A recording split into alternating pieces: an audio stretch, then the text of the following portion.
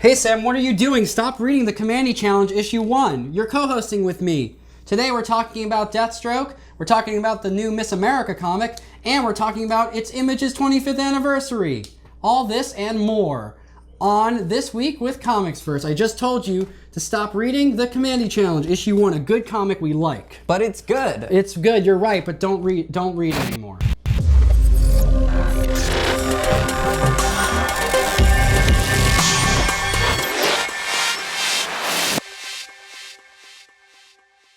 Hey gang, I'm Patrick. And I'm Kay. Wait, I'm not Kay. No, you're Sam. I'm Sam. And you're watching ComicsVerse's weekly comic news show. Last week, Gabby Rivera, the Boricua author of Julia Takes a Breath, posted Joe Quinones' cover for America 2, which paid homage to Beyonce's Formation. The new Miss America is America Chavez, a queer Latina who's been a large part of Marvel's rebranding as a more inclusive publisher. Rivera has spoken openly about how strange it is to be a queer woman entering the Marvel Universe, but we at ComicsVerse could not be more thrilled. It's always great to see more diverse voices in comics, and if these covers and the promotion around them are any indication, we'll be seeing plenty more of that from Marvel this year. Bullseye 1 is coming out this week, and I am very excited. Marv Wolfman is a goddamn national treasure. Also, he co-created the character, so it's pretty great to see him at the helm for this one. Alec Morgan's going to be doing the art, and his style suits the tone Bullseye seems to be going for, so that's encouraging. But I really just want him to be like Colin Farrell in the Daredevil movie. Is there any way we can make that happen? Good God. Speaking of Daredevil, Kingpin and Elektra will be getting their own series in the coming weeks. Also new from Marvel this week are Gwenpool, Monsters Unleashed, and Hawkeye. This week has been packed with DC Comics news. We've had TV casting announcements, changes in the upcoming movie roster, and against all odds, an Oscar nomination. One comics announcement we are extra excited about is The Button. It looks like since Batman discovered the comedian's button at the end of the Rebirth event, Watchmen is finally breaking into the main DC continuity. It's been hinted that a certain character from Watchmen might even be the mastermind behind the New 52, and honestly, who better to stick his hand into the time stream and play God? This story is finally realizing the promise given to us in Rebirth, and cannot wait until April. Bane returns to Gotham in Batman 16 with the new storyline, I Am Bane. After his swift defeat in Santa Prisca, Bane is out to seek vengeance on the Dark Knight, God bless his heart. We can't imagine what pain the Bane train will bring for Bats and his close ones, but I'm hoping he does it pantsless with outrageous trapezius muscles. Tom King's dark tone and Dave Finch's captivating art are sure to delight fans for the upcoming showdown. Can't get enough of the crossover events? Well, you're in luck. A new 6-part miniseries from DC Entertainment, Condé Nast, and Dynamite Entertainment will be released, featuring Batman and the Shadow, the darkest possible crossover in history. Writers Scott Snyder and Steve Orlando will be joined by artist Riley Rossmo to introduce the new story that is probably just going to be 22 pages of black ink with some Resident Evil 7 ad inserts. The preview, in all honesty, looks dope, and we're excited for the first issue to come out on April 26th. Tired of me talking about Batman? Yes, Jesus Christ, yes. Well, Superman 16 comes out this week for the finale of the Multiplicity story arc. The Supermen come face to face with the mastermind behind the roundup of Supermen throughout the multiverse. Superman 16 is poised to give us some answers about the grand plan behind the hunting of these Supermen, and hints at the way it connects with the larger scheme driving the post-Rebirth DC universe. Peter J. Tomasi and Patrick Gleason return to remind readers that you can never have too many Supermen in one story arc. Also new this week is... No. I think that's enough, No, but DC. Well, You're done. Well, what about the Green Arrow? Later, maybe if you're good. Green Arrow! No. Happy 25th anniversary to Image Comics.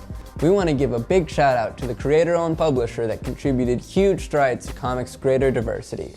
To celebrate, Image will be releasing a series of tribute variant covers for select titles throughout the month. You can check out Rick Remender and Wes Craig's commemoration of Mark Silvestri's Cyberforce in Deadly Class number 26. Invincible 132 hit shelves today. The cover features Invincible's Viltrumite nemesis, Thrag, covered in blood, reminiscent of his gory encounter with Battlebeast, whose pelt Thrag is still wearing. Image reports Thrag will make a move that will change everything. The issue kicks off the final 12-part storyline of Robert Kirkman's beloved superhero comic. Also new this week, Walking Dead 163 will feature a new story arc titled Conquered. It seems the aftermath of the Whisper War will have some shocking results. Also, this issue is 25 cents to celebrate the 25th anniversary of Image Comics. Literally, why not read it? Our last Image feature is Paper Girls 11. A new storyline starts in this issue. The amazing talent of Brian K. Vaughan and Cliff Chiang returns as Erin, Mac, and Tiffany finally reunite with their long-lost friend, KJ, only to encounter some terrifying new threats in an unexpected era. Lastly, make sure to check out Nailbiter number 29 and Image Plus, the $1.99 magazine about all things, well, Image. Can I go now? Fine. Last week was the release of Deathstroke 11, where the issue tackled gun violence. In an interview with Newsrama, writer Christopher Priest claims that it was his most violent issue of Deathstroke yet, taking place in Chicago. Sure, it's ironic that a comic about a violent assassin is a gateway to discuss an alarming topic such as gun violence. But Priest said, if you're going to do an anti-violence story at DC, I think the best place to do it is in a book that all but glorifies violence. You can also help take action by donating to the Illinois Council Against Handgun Violence, which is the oldest and largest statewide organization in the US working to prevent the devastation caused by firearms. Check out the link in the description for more information. Boom Studios and DC Comics team up to bring an epic crossover event with Planet of the Apes Green Lantern #1. Prepare for hidden secrets as Hal Jordan and the Green Lantern Corps race against Sinestro to uncover the source of a mysterious and ancient ring that'll bring them to the planet of monkeys.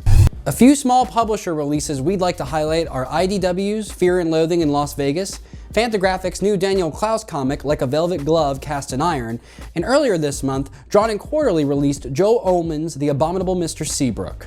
Last week, the question we left you with was, of all the characters in DC's vast universe, which do you think most deserves their own rebirth, and why? Here's some of the comments we got. Most of them may be from ComicsVerse employees, but it's a start.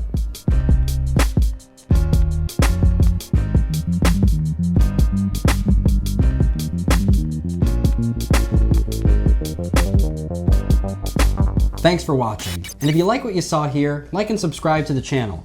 Check out ComicsVerse.com to find podcasts, reviews, interviews, and videos on everything, from comics to movies to television to politics. Check out our social media channels as well, our Twitter, our Facebook, and our Instagram. Remember to check the description too to see reviews from last week's comics. This week's question is, in honor of Image's 25th anniversary, what Image titles had the biggest impact on you as a reader, and why? Leave your answers in the comments. And maybe they'll be featured on next week's episode. Thanks for watching, guys. And remember, ComicsVerse, if you're look, I'm trying to say something about ComicsVerse, and when you come here to the website, you're gonna have a good time. Just do it. Nike. Thanks.